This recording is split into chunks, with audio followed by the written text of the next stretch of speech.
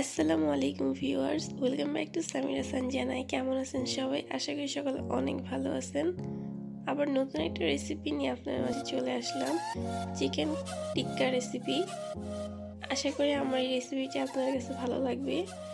তো রেসিপিটি আশা করি শেষ পর্যন্ত আপনারা দেখবেন। আর খুব সহজভাবে ঘরে থাকা অল্প কিছু উপকরণ দিয়ে আজকে আপনাদের মাঝে রেসিপিটি তুলে ধরবো। আমরা চাইলেই খুব সহজেই একদম রেস্টুরেন্ট স্টাইলেই চিকেন টিক্কা রেসিপি তৈরি করতে পারি ঘরে, কিছু ছোটোখাটো টিপস ফলো করলেই। আর সবচেয়ে মজার কথা হচ্ছে আজকে আমি টিক্কা রেসিপিটা গ্যাসের চুলায় তৈরি করে দেখাবো। তো চলুন কথা না বাড়ি ভিডিওটি শুরু করা যাক। এখানে আমি হাফ কেজি চিকেন নিয়েছি। এখানে আমি চিকেনগুলোকে টিউব করে কেটে নিয়েছি। আর এখানে আমি সবজি নিয়েছি, গাজর নিয়েছি একটা বড়, একটা ক্যাপসিকাম নিয়েছি, আর পেঁয়াজ নিয়েছি মাঝারি সাইজের দুইটা। আর এখানে আমি কিছু ফাঁকি মশলা নিয়েছি। এখন এখানে আমি ফাঁকি মশলাগুলো অ্যাড করে দিচ্ছি। এখানে আমি 1 চা চামচ ধনে ফাঁকি, 1 চা চামচ আদার ফাঁকি আর হাফ চা চামচ গরম মশলার ফাঁকি নিয়েছি। এখানে আমি এলাচ চিড়ার সাথে ফাঁকি করে নিয়েছিলাম গরম মশলার সাথে। আর এখানে আমি দিয়ে দিচ্ছি 1 চা চামচ জিরার ফাঁকি, 1 চা চামচ গোলমরিচের ফাঁকি আর 1 চা চামচ রসুন ফাঁকি। এখানে আমি 2 টেবিল চামচ সয়া সস দিয়ে দিচ্ছি। আমি এখানে আদা আর রসুনের ফাঁকিটা ব্যবহার করেছি, আপনারা চাইলে পেস্ট ব্যবহার করতে পারেন। আর দিয়ে দিচ্ছি স্বাদ মতো কিছুটা লবণ। লবণটা একটু বুঝে বুঝে দিবেন, কারণ সয়া সসে কিন্তু লবণ থাকে। এখন আমি সবগুলোকে চিকেনের সাথে মিক্সড করে নিব। আর হ্যাঁ, এখানে আমি ব্রেস্টের পিসগুলো নিয়েছি, ব্রেস্টের চিকেনগুলো নিয়েছি টিউব করে কেটে। তো এখন আমি চিকেনের সাথেই সবজিগুলো দিয়ে দিচ্ছি। এখন কিছুক্ষণ ধৈর্য সহকারে চিকেনের মশলার সাথে সবজিগুলোকে ভালোভাবে মিক্সড করে নেব। চিকেন আর সবজিগুলো মিক্সড করে আমি 20 মিনিটের জন্য ম্যারিনেটের জন্য রেখে দিব।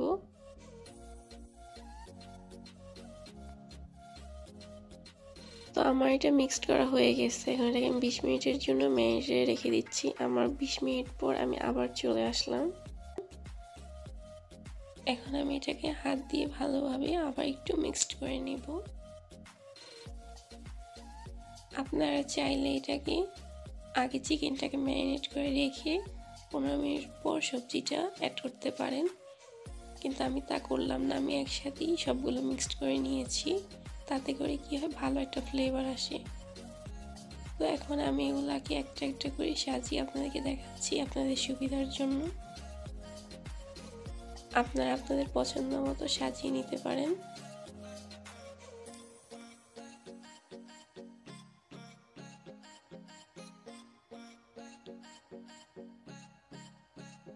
তো এই তো আমার একটা তৈরি হয়ে গেল টিক্কা।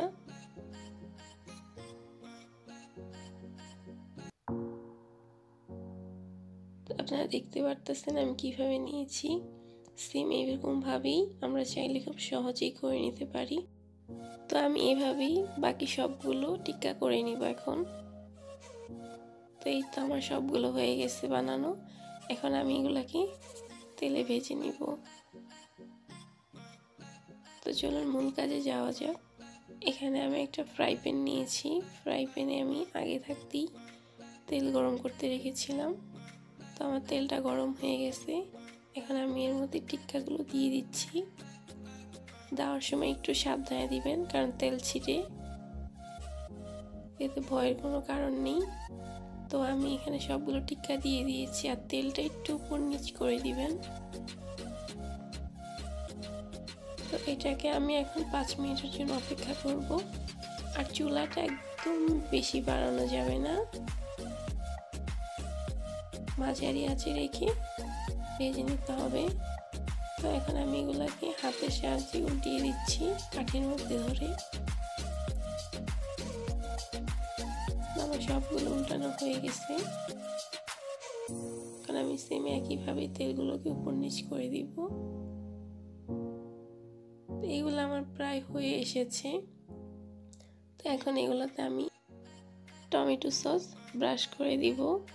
আমার কাছে টমেটোর ফ্লেভারটা খুব ভালো লাগে, তাই আমি এর জন্য এর উপরে টমেটোর সসটা ব্রাশ করে দিচ্ছি। আপনারা চাইলে এটা দিতেও পারেন, না দিলেও সমস্যা নেই, কিন্তু দিলে ফ্লেভারটা ভালো আসে। তো আমি এখন সবগুলোতেই এইভাবেই টমেটো সসগুলো ব্রাশ করে দিব। তো আমি সেম একইভাবে ও পিঠটাতেও দিয়ে দিব। আমি এখন এগুলোকে উল্টিয়ে নিচ্ছি ওই সাইডে দেওয়ার জন্য।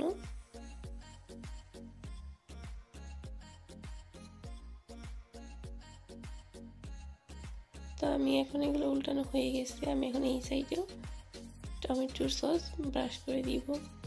টমেটো সস ব্রাশ করার পর কিছুক্ষণ নিবু আছে রেখে 4-5 মিনিটের মতো তারপর তুলে নিলেই পারফেক্ট হয়ে যায়। তো আমার এগুলো হয়ে গেছে, আমি এগুলোকে এখন তুলে নিব। আমি এগুলোকে হাতের সাহায্যে তুলে নিচ্ছি। আপনারা দেখতে পারতেছেন আমি এখানে কোনো রকম চামিচ বা কোনো খুন্তি ব্যবহার করিনি, কিন্তু একটু উঠানোর সময় একটু সাবধানে উঠাতে হবে, যাতে যেহেতু তেল ছিটে, এটাতে ভয়ের কোনো কারণ নেই।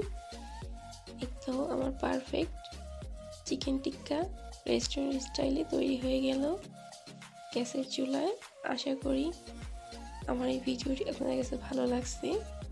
আর ভিডিওটি যদি ভালো লেগে থাকে তাহলে অবশ্যই আমাকে সাপোর্ট করার জন্য আমার চ্যানেলটাকে সাবস্ক্রাইব করে রাখবেন, আর একটা লাইক দিয়ে দিবেন ভিডিওতে। আর কমেন্ট করতে তো একদমই ভুলবেন না আমার ভিডিওটা আপনাদের কাছে কেমন লেগেছে। তো অবশ্যই আপনারা এই রেসিপিটা বাসায় শেয়ার করবেন। তো সবাই ভালো থাকবেন, সুস্থ থাকবেন। আজ এই পর্যন্তই, আবার নতুন কোনো ভিডিও নিয়ে হাজির হয়ে যাব।